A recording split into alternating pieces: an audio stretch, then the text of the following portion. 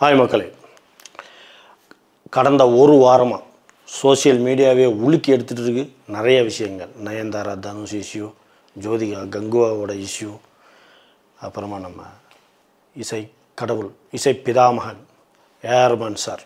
மாபெரும் சபைகளில் நீ நடந்தால் மாலைகள் விழ வேண்டும், ஒரு மாசு குறையாத மன்னன் இவன் என்று போற்றி புகழ வேண்டும்.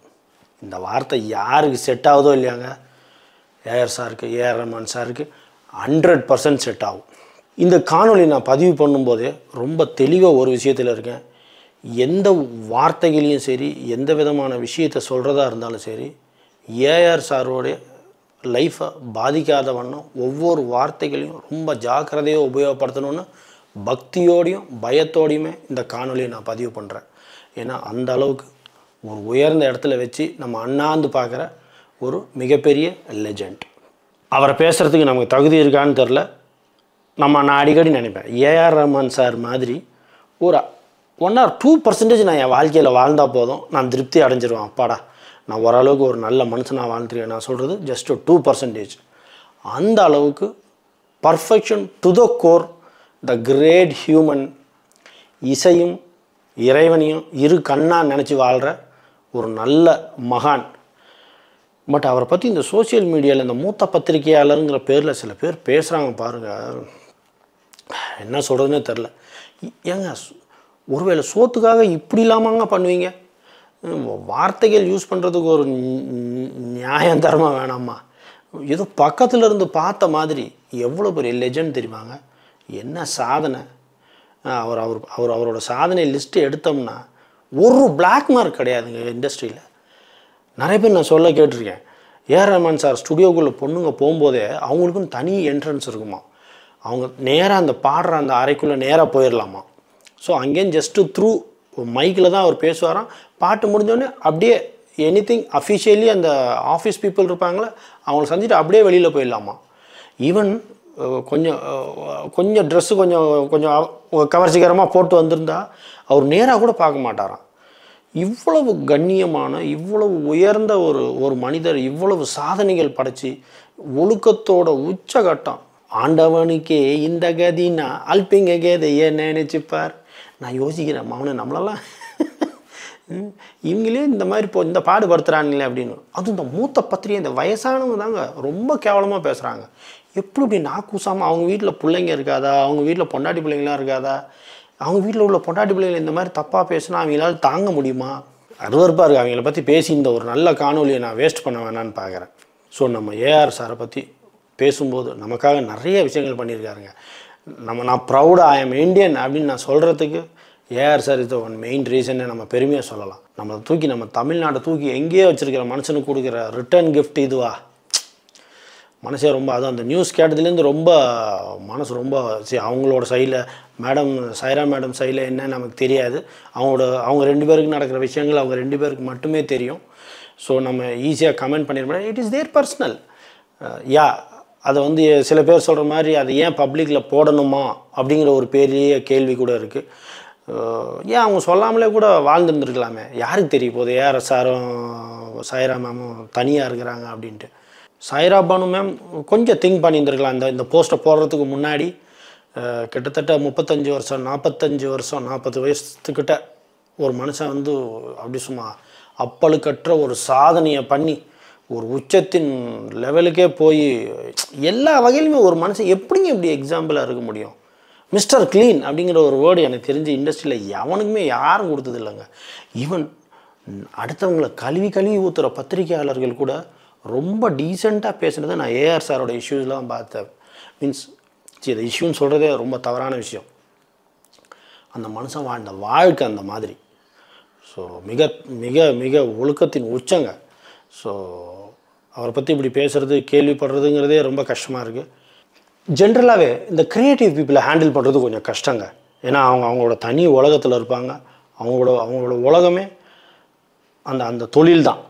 ஸோ அதுவும் ஏஆர் சார் மாதிரி சும்மா வானலாவே உயர்ந்திருக்கிற ஒரு மனுஷனை ஹேண்டில் பண்ணுறதுங்கிறது அவ்வளோ ஈஸியான விஷயம் கிடையாது. 30 வருஷம் அழகாக ஹேண்டில் பண்ணியிருக்காங்களே. ஸோ அதை நம்ம பாராட்டியே ஆகணும். ஒவ்வொரு பொண்ணுங்களுக்குன்னு ஒரு தனிப்பட்ட எதிர்பார்ப்பு இருக்கும். ஸோ அவங்களோட எதிர்பார்ப்பு நியாயமானதாக கூட இருக்கலாம், என் கூட டைம் ஸ்பெண்ட் பண்ணலன்னு. பட் அவரோட சைட்லேருந்து பார்த்தா இஸ் பியாண்ட் என்ன சொல்கிறது இமேஜினேஷன். ஏஆர் ரஹ்மான் சாருங்கிறது வந்து is not the normal person. So அவர் வந்து is God's own child. So அப்படி கடவுள் பயங்கரமாக டிசைன் பண்ணி அமைச்சிருக்காரு. நீ போய் உலகத்தில் செய்ய வேண்டிய விஷயம் நிறையா இருக்கியா அப்படின்னு. ஒரு பக்கம் பார்த்தீங்கன்னா நிறையா டொனேஷன்ஸ், ஒரு பக்கம் பார்த்தீங்கன்னா நிறைய பேரை படிக்க வைக்கிறது, ஒரு பெரிய காலேஜ். அதில் அந்த காலேஜை பற்றி விஷயங்கள்லாம் கேட்டிங்கன்னா நீங்கள் ரொம்ப ஷாக் ஆகிடுவீங்க. ஸ்லம்ஸில் போய் அங்கே உள்ள பிள்ளைகளை செலக்ட் பண்ணி அவங்கள ட்ரைன் பண்ணி அவங்கள ஒரு பெரிய மியூசிக் பேண்டே ரெடி பண்ணியிருக்காருங்க. யாருங்க அவர் இந்த மாதிரி விஷன்ஸ்லாம்? ஒரு பொண்ணுக்கு என்னங்க வேணும்? ஏஆர் ரஹ்மான் சாரோட ஒரு நல்ல ஒரு ஹஸ்பண்ட், ஒரு நல்ல கணவர், நல்ல ஒரு தகப்பன் யாருங்க கிடைக்கும்? அப்படி சும்மா கண்ணில் ஒத்தி ஒத்தி காலில் விழுந்து கும்பிட்டு அந்த மனுஷனை வாழ்க்கையை நடத்தலாம். ஸோ எங்கே திங்ஸ் ராங்காக போச்சுன்னு தெரியல. ஸோ நம்ம அவங்க சைட்லேருந்து திங்க் பண்ணால் தான் நமக்கு தெரியும். அவங்களோட இஷ்யூ என்ன நமக்கு ரியலாக தெரியாது. ஸோ யா இஸ் என்ன சொல்கிறதுன்னா is not a normal human. அவர் வந்து ஒரு ஒரு பியாண்ட் த நம்மளோட இமேஜினேஷன்ஸ்க்கு ஒரு அதுக்கெல்லாம் அப்பாற்பட்டவர் அவர். ஸோ அவ்வளோ ஸ்டுடியோஸ், உலகம் ஃபுல்லாக பெரிய பெரிய ஸ்டுடியோஸ் வச்சுருக்காரு. எவ்வளோ ரெக்கார்டிங்ஸு, எவ்வளோ மியூசிக்ஸு. நம்மளாம் அந்த ப்ரெஷர் நினச்சாலே ஹார்ட் அட்டாக் வந்து சேர்த்து போயிடும். அவ்வளோ ப்ரெஷர் ஹேண்டில் பண்ணிட்டு இருக்க மனுஷனால ஃபேமிலியை ஹேண்டில் பண்ணுறது, ஃபேமிலிக்கிட்ட டைம் ஸ்பெண்ட் பண்ணுறதுங்கிறது ரொம்ப கஷ்டம். 30 வருஷம் கடந்தாச்சு மேடம். இனிமேல் தனியாக இருந்து என்ன பண்ண போகிறீங்க? அது ஏஆர் சார் மாதிரி ஆட்களோட லைஃப்பை ஸ்பெண்ட் பண்ணுன்னா என்ன ஒரு புண்ணியம் பண்ணியிருக்கணும் தெரியுமா? எனக்கு தெரிஞ்சு உலகத்தில் எந்த பொண்ணுமே பண்ணாத புண்ணியம் நீங்கள் பண்ணியிருக்கீங்க மேடம். கொஞ்சம் திங்க் பண்ணிட்டுக்கலாம்.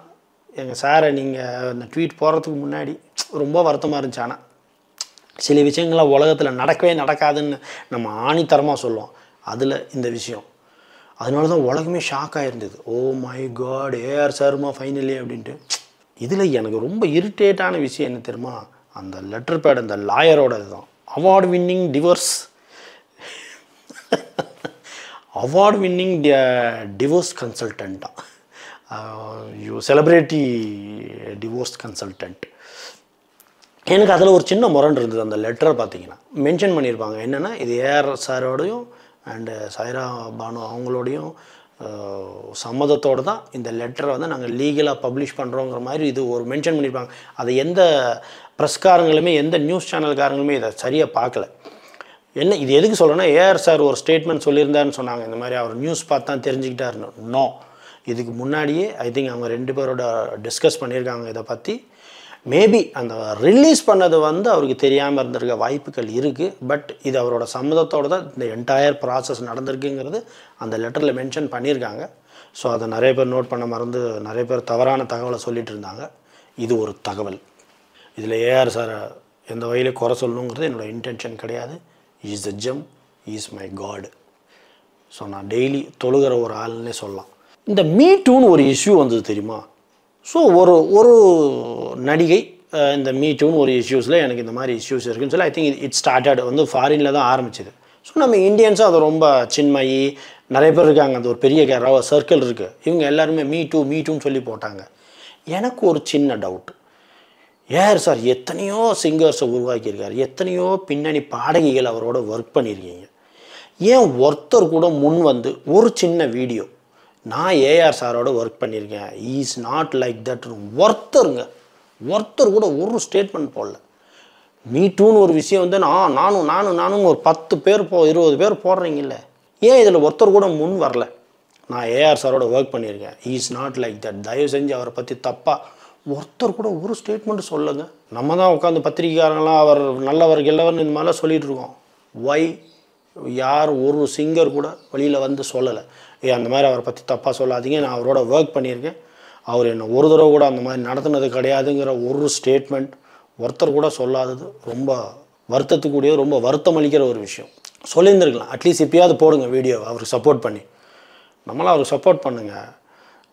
நம்மலாம் என்னோட பல நாள் தூக்கம் வந்து ஏஆர் சாரோட மியூசிக்கில் தான். ஸோ ராகதேவன் ரஹ்மான் சார் நம்ம நிறைய கவலைகளை மறந்து தூங்க வச்சுருக்காரு. நம்மளோட ஜர்னியெல்லாம் ஒரு ஸ்வீட் மெமரிஸாக இருக்கிறதுக்கு is one of the reason. So இந்த மாதிரி கஷ்டமான டைமில் நம்ம அவரோட இருக்கணும், அவருக்கு நம்மளோட ஃபுல் சப்போர்ட் கொடுக்கணும். அவரோட ஒர்க் பண்ணவங்க எல்லாரும் ஜென்யூனாக நீங்கள் ஃபீல் பண்ணிங்கன்னா ப்ளீஸ் எல்லோரும் ஒரு ஒரு வீடியோ ரிலீஸ் பண்ணுங்கள், நாங்கள் சப்போர்ட் பண்ணுறோம், ஏஆர் சார் அந்த மாதிரி கிடையாது அப்படின்னு. ஏங்க அவர் போயும் ஒரு 2ஆம் தரமாங்க ஒரு பொண்ணை பார்க்க போகிறாரு. அவர் அப்படி தட்டினார்னா சும்மா உலகத்தில் உள்ள அவ்வளோ அலைகளை லைனில் நிற்பாருங்க. பட் அந்த மாதிரி ஆள் கிடையாது, அந்த மாதிரி பர்சனாலிட்டி கிடையாது அவர்.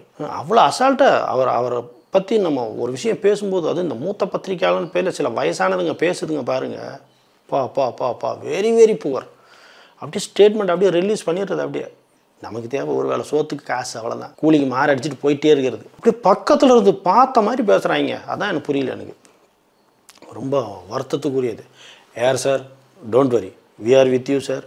என்னோட எல்லா உணர்வுகளையும், என்னோட ஒவ்வொரு கட்டத்தின் வாழ்க்கையிலையும் உங்களோட சாங்ஸ் அப்படி சும்மா கடந்து வந்திருக்கு. ஸ்வீட் மெமரிஸ் நிறையா இருக்குது sir. So we respect, we bow down to you. எல்லா புகழும் இறைவனுக்கே. அந்த இறைவன் உங்களை கைவிட மாட்டார்.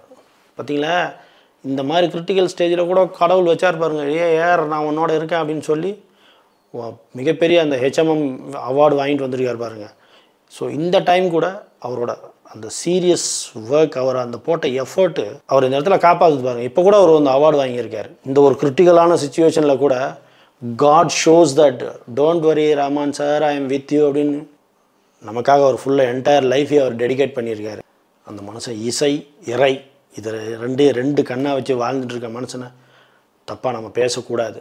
It is not the right way we treat Rahman sir. வாழ்த்த வயதில்லை, வணங்குகிறேன். That's all. வணக்கம் மக்களே.